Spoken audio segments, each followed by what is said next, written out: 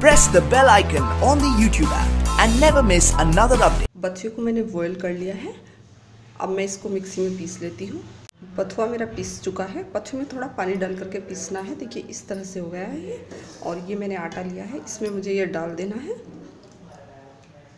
मैंने थोड़ा पानी डाल करके इस तरह से डाल देना है और बहुत थोड़ा सा इसमें हमें नमक डालना है ताकि हमारी पूरी सॉफ्ट बने।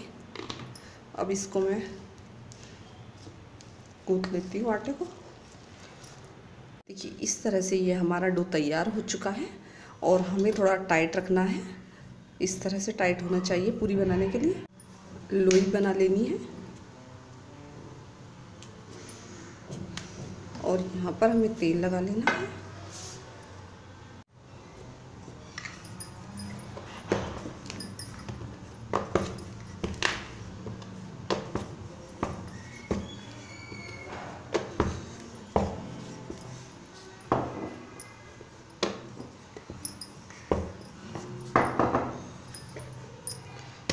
तेल हमारा गरम हो चुका है।